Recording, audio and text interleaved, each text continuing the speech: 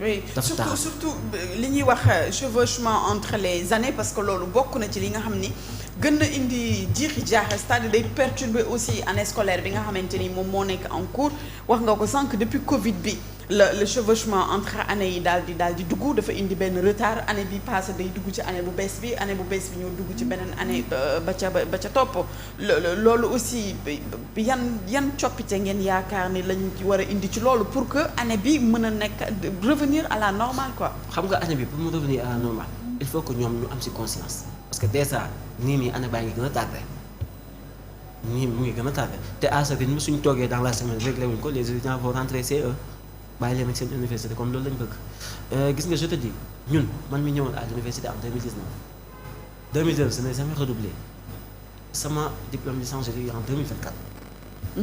Donc on a perdu beaucoup de temps. oui fu nit waroon defee master de pare ñun fa ngay defee licence. léegi ñoom nag li ñu doon bàyyi xel mooy étudiant bi nga xam ni mooy perte temps moom la gën a metti que yow mi nga xam ne yaa ngi sa condition yu baax. li mën a am mooy d'abord primo ñoom ñu régler la situation des bourses définitives. Deuxièmement mooy ñoom ñu régler un calendrier normal boo xam ne lii la ñuy commencer tëj lii dañu bañ a force étudiants yi. Imaginez au 21e siècle avec le New Deal qui a été lancé par le premier ministre même Ousmane Sonko fii nii da ngay inscrire après ñu jëlaat base de données bi yóbbu ko direction des bourses pourquoi pas ñu def ko loo xam ne c'est automatique.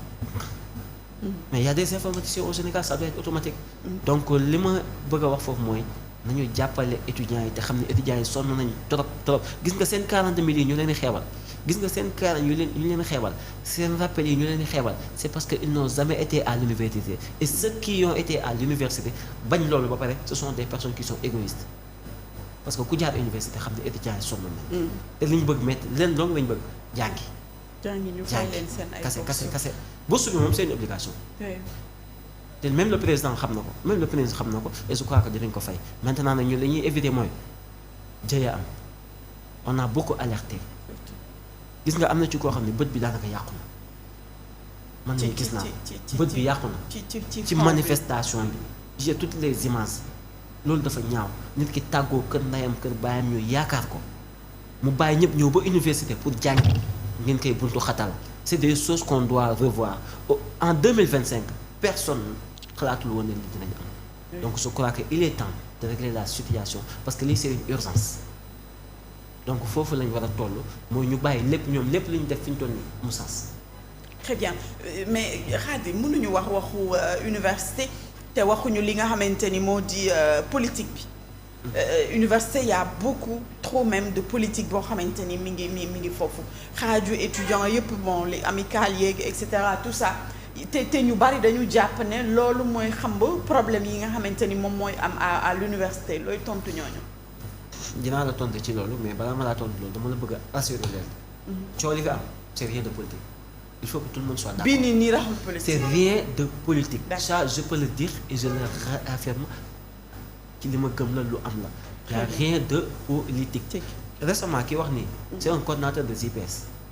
si loolu la wax. ñun ñii nii kenn ñaanul yàlla yàqal nguur gi li ñu bëgg mu nguur gi avancé ndax ñun jeunes yi ñu avancé. leneen li fi am mooy Pastef fan lañ ko sosee. parce que fan la njëkk a am parti ak mouvement bu muy dox ñun ñëpp xam nañ ko. La révolution de 1968 c'est où parce que il faut ngeen xam ne université mooy temple du savoir dafa bokk ci Sénégal léegi nag ñoom ñi doon défendre jamonoy Macky Sall bu grève amee wala ñàkk fay bourse ñu ni non étudiants yi dañ leen a war a fay ñoom ñooy xëy tey suba naan université dafa am politique il faut qu'on soit cohérent dans nos démarches. Sénégal moo ñu war a ñor mais pas des personnes. Université actuellement ni xeex am politique li am mooy xam nga ngay xam nañ fay bourse yi tey.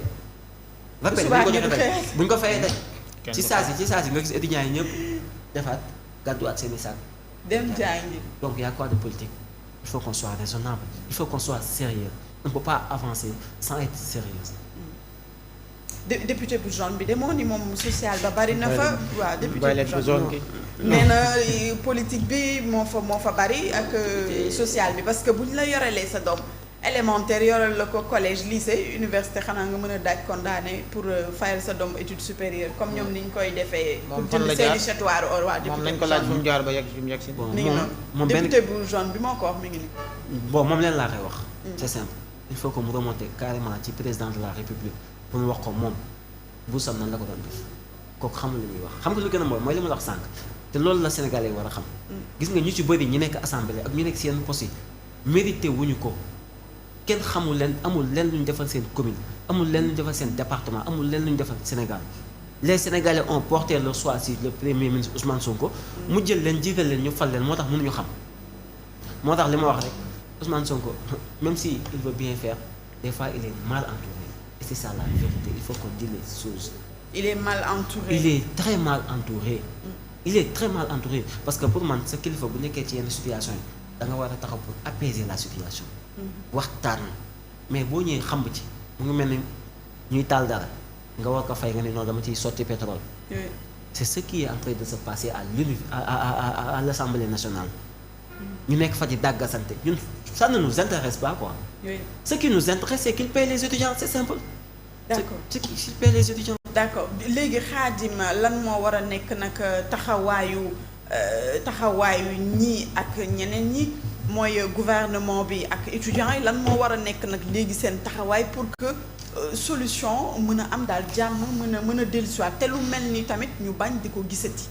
man pour man li nga xam ne moo war a am mooy c'est le président et le premier ministre ñoo mën a woo étudiants yi. waxtaan ak ñoom trouver des solutions yi nga xam ne dafay nekk une solution fiable ba pare ñu wut des solutions yoo xam ne c'est durable. parce que amul sens nga régler ko mu ñëwaat. parce que lii nii xam naa nit ñi dañoo gaaw a fàtte mais problème bii moo amoon même année passée même heure ñu commencé ñu fay. après nga ñëwaat léegi on va attendre ñu fay après ñu ñëwaat ñu fay ñu ñëwaat mais ñi blessé est-ce que ñu ngi leen di bàyyi xel est-ce que ñu blessé ñu ngi leen di bàyyi xel après ñu fay mu jeex. xam nga lu mu war a def mooy mu ñëw régler la situation définitivement ba pare ñu régler université de telle sorte que dinañ xam nan ak nan la parce que lii amul sens ñu ngi perte temps année yaa ngi gën a dem sauvegement bi ñuy bañ mooy gën a amaat.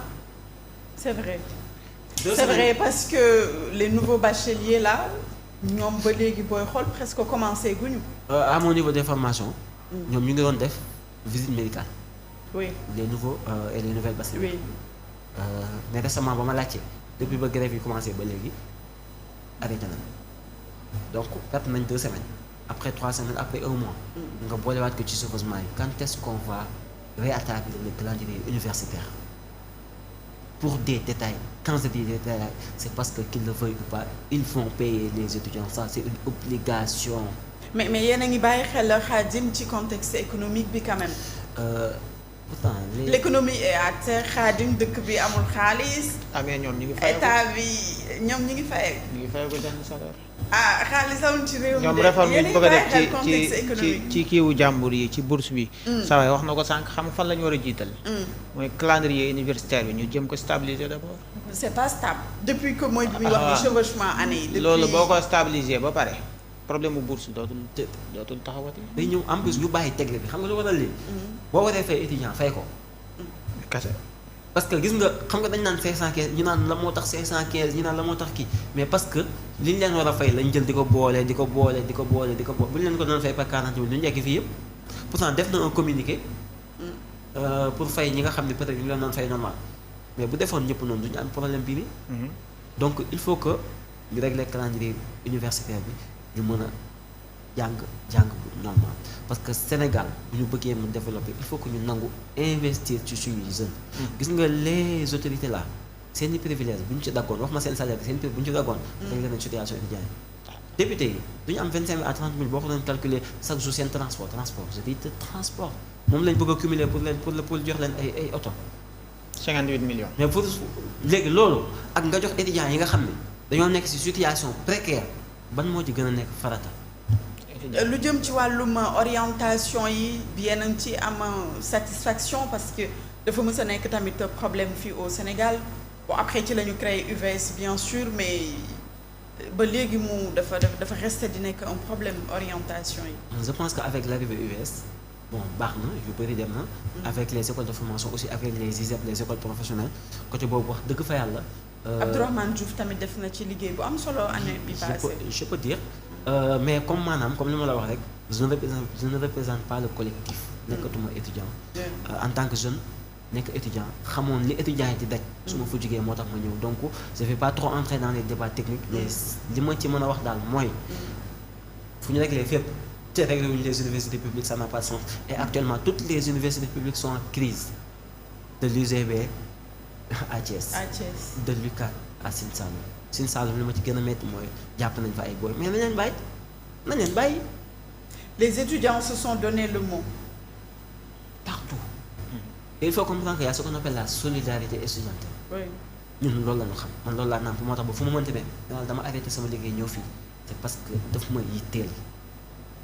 Université bu ñu bëggee mënoon nañ fay étudiant bu ñu ko fayee ba pare ñu régler université ne lii ak lii is de c'est des détails te ñi nga xam ne ñooy jël affaire yi ci yokku au lieu que ñu jàppale le gouvernement en place mais dañuy gën a yàqal le gouvernement en place parce que tey jii yow miy xeex ñu gaañ la ci bët nga jékki-jékki dégg ñu ne non kii ne na si amul sens mais vous yaa ngi sentir cette douleur là alors que ñoom lan moo tax ñoom jéemu ñoo kaas récemment am na benn député bu taxaw mu ne seen oto yi fu mu toll ok ñoom seen bopp leen ñor population ñorul leen alors que ils sont ñoom ñoo ne ñooy député du peuple man je crois que cette 15e législature dañu waxoon c'est une 15e de rupture mais y a pas de rupture actuellement récemment am na ko koy wax ñu ngi leen di xaar si yeneen problème yu gën a urgence y a les martyrs.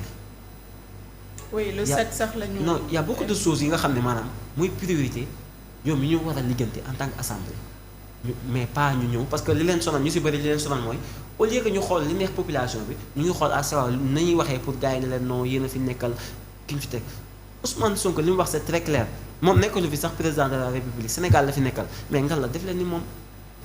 parce que tey jii mais lui aussi ci benn poste bu mu defoon yàgg na mi ngi bind ni au 21e siècle c'est inacceptable que étudiants yi di dem front parce que fay ñu bourse quel est le problème ci magistère am ba étudiants yi ba moom loolu mu waxoon mu dal. moo tax ma yàkkamte moom mu wax ak parce que ba léegi kenn xamagul sa position. La seule chose qui m'est sûre c'est le premier ministre du Sénégal parce que il faut qu'on soit cohérent c'est le chef du gouvernement. Le président de la République c'est le président de tous les Sénégalais.